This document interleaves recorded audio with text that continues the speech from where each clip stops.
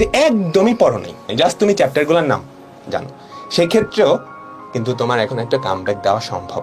বইয়ে সবকিছু কিন্তু আসে না, বেশ কিছু ইম্পর্টেন্ট টপিক ওগুলাই কিন্তু ঘুরে ফিরে বোর্ড পরীক্ষায় আসে। তো বোর্ড পরীক্ষায় ভালো রেজাল্ট করা খুবই সহজ। আমাদের হাতে কিন্তু আর 6 মাসের মতো টাইম আছে, তাই না? জানুয়ারি, ফেব্রুয়ারি, মার্চ, এপ্রিল, মে, জুন, জুলাই, 6 মাস না 5 মাস? লাস্টের মাসটা যদি রিভিশনের জন্য রাখে বা মডেল টেস্টের জন্য রাখে তাহলে 5 মাস। তাহলে 5 মাস। তো 5 মাস সাবজেক্ট কয়টা?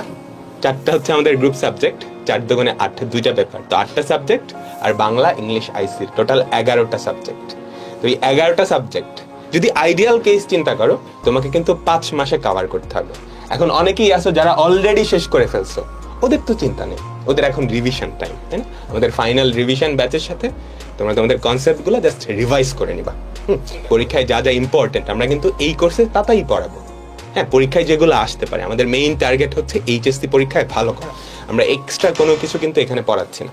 হ্যাঁ, এইচএসসিতে ভালো করা, আর এইচএসসিতে ভালো করলে, এইচএসসির বেসিকটা যদি স্ট্রং হয়ে যায়, পরে কিন্তু অ্যাডমিশনটা অটোমেটিক্যালি ভালো হয়ে যাবে। তোমার শুরুতে একটা স্ট্রং প্রিপারেশন থাকবে। এখন যাদের পড়া হয়েছে খুব ভালো, অলরেডি তোমরা আমাদের সাইকেলগুলোতে ছিলা, যারা আমাদের ক্লাসগুলো ফলো করছো, ওদের তো চিন্তা নেই, জাস্ট রিভিশন। যারা মোটামুটি পড়া হয়েছে, হ্যাঁ 4-5টা চ্যাপ্টার পড়া হয়েছে, 4-5টা চ্যাপ্টার পড়া হয় নাই, ওদের জন্য খুব একটা কঠিন হবে না। ধরো তুমি যদি ম্যাথস বা ফিজিক্সের একটা পেপারের অর্ধেক তুমি শেষ করে ফেলছো, বাকি অর্ধেকটা এখনো বাকি, তাহলে তুমি যদি চিন্তা করো আমাদের কি 11টা সাবজেক্ট বলতে পারি না, 11টা বই, তোমার যদি ধরো 50% কাভার হয়েছে, তাহলে এই 5 মাসে কয়টা কাভার করতে হবে? 5.5টা বই। আর বই কিন্তু অত বড় না, তোমাদের কাছে যত বড় মনে হচ্ছে বইটা যেটা দেখছো, তুমি কিন্তু শর্ট সিলেবাস দিচ্ছে, তাই না? তো ওইটাও আবার অর্ধেক, তাই না?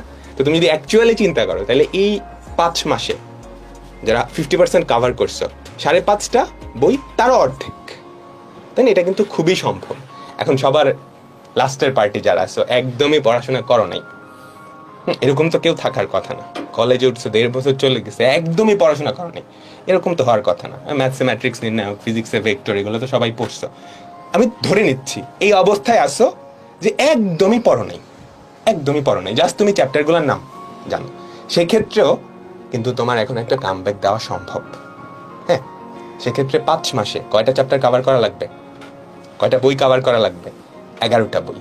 তার মানে এমনভাবে পড়া লাগবে প্রতি মাসে যাতে 2টা করে বই কভার হয়। এত প্রতি মাসে তো তুমি 2টা বই কভার করবে না, পড়াশোনাটা এরকম হওয়া লাগবে। 2টা বই কভার করার সমান পড়াশোনা প্রতি মাসে করা লাগবে। এটা করা কিন্তু ডিফিকাল্ট কিছু না, স্পেশালি এইচএসসির প্রিপারেশন, এটা করা কিন্তু ডিফিকাল্ট কিছু না। বইয়ে সবকিছু কিন্তু আসে না। হ্যাঁ, বেশ কিছু ইম্পর্টেন্ট টপিক ওগুলাই কিন্তু ঘুরে ফিরে বোর্ড পরীক্ষায় আসে। তো বোর্ড পরীক্ষায় ভালো রেজাল্ট করা খুবই সহজ, হতাশ হওয়ার কিছু নেই। তুমি যেই অবস্থায় থাকো না কেন, আমাদের এই 5 মাসটা ইনাফ টাইম। ঠিক আছে, আমরা যদি জানুয়ারি, ফেব্রুয়ারি, মার্চ, এপ্রিল, মে, এই 5 মাস পড়াশোনা করলাম, আমাদের বেসিকগুলো স্ট্রং করলাম, তারপর যে লাস্টের মান্থ জুন, ওই টাইমে আমরা কি করলাম? রিভিশন দিতে থাকলাম, মডেল টেস্ট দিতে থাকলাম, তাহলে কিন্তু আমাদের এইচএসসিতে খুবই ভালো একটা রেজাল্ট করা সম্ভব। আর যাদের প্রিপারেশন এখন ভালো আছে, ওদের তো চিন্তা নেই, রিভিশন টাইম, রিভিশন, প্র্যাকটিস। আর কোনো চ্যাপ্টার যদি দুর্বলতা থাকে, দেখো যারা ভর্তি হবা ম্যাক্সিমামে কিন্তু এরকম হবে যে তুমি দেখবা আমার 4-5টা চ্যাপ্টার খুব ভালো করে পড়া হয়েছে, আর 4-5টা চ্যাপ্টার বাকি। ওই 4-5টা চ্যাপ্টার ঠিক মতো পড়া হয়নি। আমরা কিন্তু ক্লাসগুলো একদম বেসিক থেকেই করাবো। তো যেই চ্যাপ্টারগুলো একদমই পড়া হয় নাই, ওগুলা কি করতে হবে? আমাদের সবগুলা ক্লাস একদম শুরু থেকে শেষ পর্যন্ত করা লাগবে। আর ধরো কোনো একটা চ্যাপ্টার তুমি ভালো করে পড়ছো, আগে আমাদের একাডেমিক সাইকেল থেকে পড়ছো, তুমি কি তখন এফআরবির ক্লাস করবা? তুমি রিভিশন দেওয়ার জন্য করতে পারো। বা কোনো স্পেসিফিক টপিক যেটা তুমি বুঝো না, ধরো আপেক্ষিক বেগের টপিকটা তুমি বুঝতেছো না, ওই পার্টটুকু জাস্ট দেখে ফেলবা। পুরা ক্লাস কিন্তু করার দরকার নাই, যদি তোমার প্রিপারেশনটা ভালো থাকে। আর ম্যাক্সিমাম স্টুডেন্টেরই কিন্তু এই অবস্থা। হ্যাঁ, যে 10টা চ্যাপ্টার, এর মধ্যে 3-4টা চ্যাপ্টার খুব ভালো করে পড়া হয়েছে। এখন ওগুলো এখন তো তোমার মনে হইতেই পারে, ভাই অনেক ক্লাস, এত বড় বড় ক্লাস কি এখন করা ঠিক হবে?